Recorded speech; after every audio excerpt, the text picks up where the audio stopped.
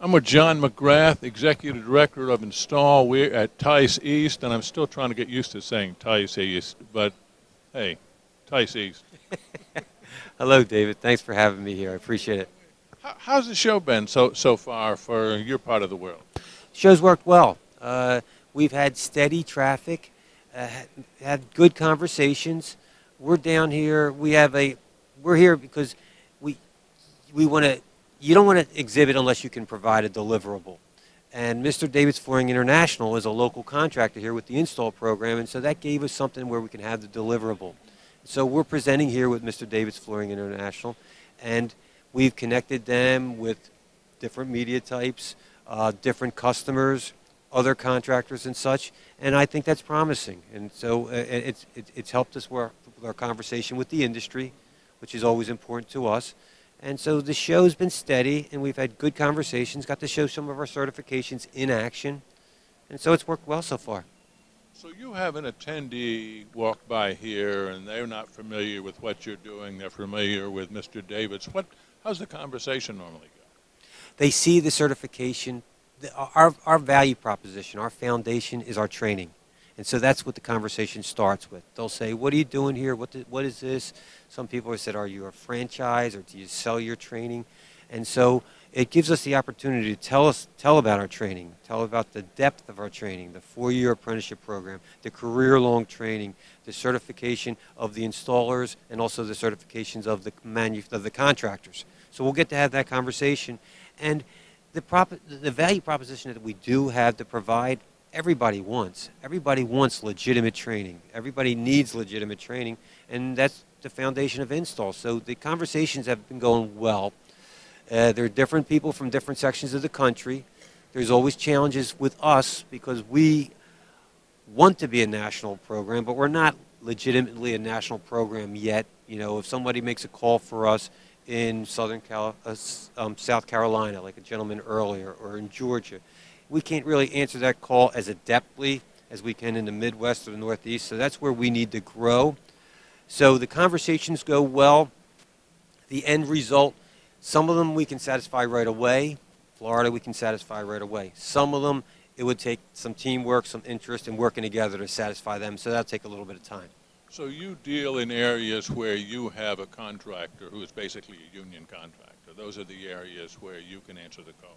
Yes, well, really, install is only delivered. Install is only experienced through the work of our contractors because the customers, the installations only happen after a contractor gets the job. That's where the install's essential is teamwork, collaboration, working together. That is our strength, but also, I guess you'd say, that is a limitation because where we don't have teamwork, where we don't have labor management working together that fits in to satisfy a customer, we can't exist. And so where we do have that contractor base, where we do have our training centers, we can provide great value. Where we don't, we're just coming there. We're not there yet. So there's two factors a lot of people are talking about in this industry as it relates to installation. Number one is just a shortage. A lot of older installers retiring. A lot left during the recession and never came back. A lot of younger people not coming in. We're also seeing the Labor Department looking at the relationship, or at least the situation with an independent contractor changing. And that's hanging over our head now, and I guess people don't know how that's going to play out, but I would say the smart money says that's not going to play out in a positive way for most retailers, it appears to me. How does that change the situation for install? Okay. Now, you addressed a few things, okay? So I'm going to do my... Throw them both in at the same time. Okay. Now, as far as the skilled labor crises, we don't have that.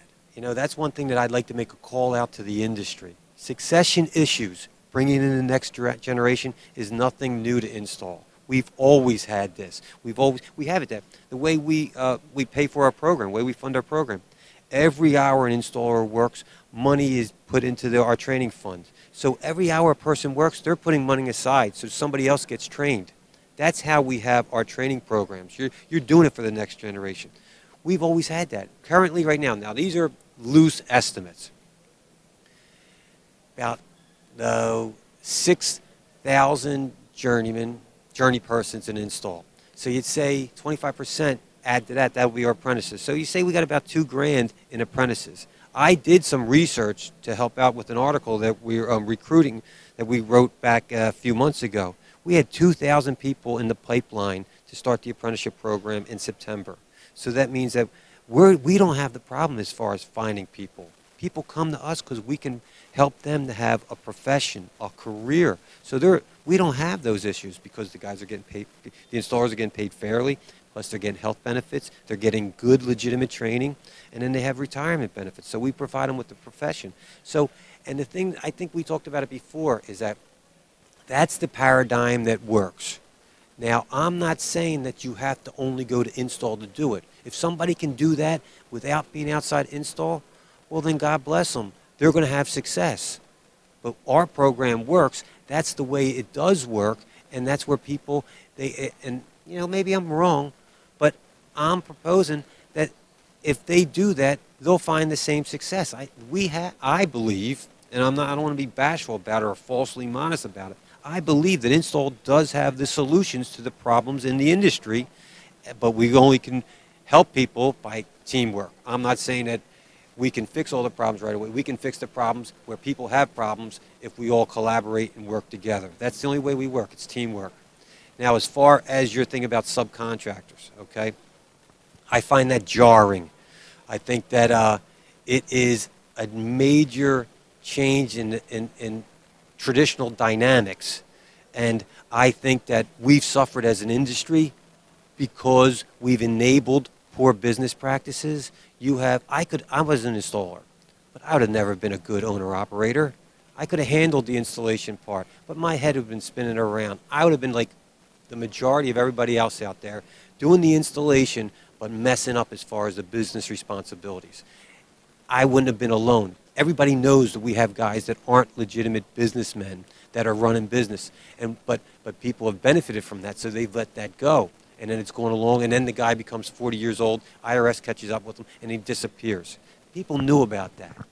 If we can do the transition, what the IRS and whether change, that's good for business, it's good for the country, people are paying taxes, it's good for everybody. It'll force people to be, the real businessmen should be businessmen. So I think it'll be a good thing for us because it'll be a winnowing effect where people that are competent and capable enough to be a business person will thrive under it, and they'll stay in it. But the people that shouldn't be one are going to be pushed over to being an employee, which is where they should have been anyway. My concern is that this is the dynamic. This is the way things have always been. So if the government jarringly goes in there and tries to take the change without consideration to do it in a transition period, I think that that's not good for anybody. I think because good people that are doing the way they've always been won't have the opportunity to make that change, and then they'll suffer for it. So I think that I agree with the changes if the changes are done in a fair fashion, and they give people time to make the adjustment. That's the major question, and whether that will happen remains to be seen at this point. The fact that there's a shortage of skilled labor in this business, I mean, there is across the board, pick a trade. That's right, pick a trade. Does that play into your end of the court? I mean, is that an advantage to you to expand into cities where up to this point you hadn't had an opportunity or the opportunity hadn't been as great? Amazingly so, because it's brought the focus, it's brought the spotlight on a skilled installer crisis. Okay, so if you have a skilled installer crisis, but then you have a place that provides four-year training, career-long training, legitimate certifications that are recognized by the industry and specified by the industry. That's where installs, that's up our wheelhouse. The industry helped us to create the install program, and the industry endorses and recommends the install program. So somebody who's suffering because of a skilled labor crisis, they can look over at us, and then they can see that we have an industry-recognized and endorsed provider of skilled labor. So it's helpful, very helpful to us if we handle it right. You know, everything, you know, ideas are perfect, but people aren't, you know. So if we have a situation where we have opportunity, and if we can, in a considerate fashion and in a way that helps the immediate needs of contractors, installers, or customers, if we can coordinate that, like they're doing here in Florida. This is a tricky market. And so when they work with them, they didn't go in there and say, okay, like you were in New York City or Philadelphia and saying, this is the rules, they're written in stone, you will come in and conform with this or else you won't conform. If they had done that here in Florida, we wouldn't be having this conversation because Mr. Davids wouldn't be here. But what they did was they work with them. They work with their existing forces. They work with transition periods, to get them in. They provide the needed training. So it's always, this success has been us doing it right, where we collaborated and we are very considerate, and this is the game plan, and this is the way we work. So this is what we're looking to do in Florida. We're looking to do this in Texas, in Nevada, Southern Cal. So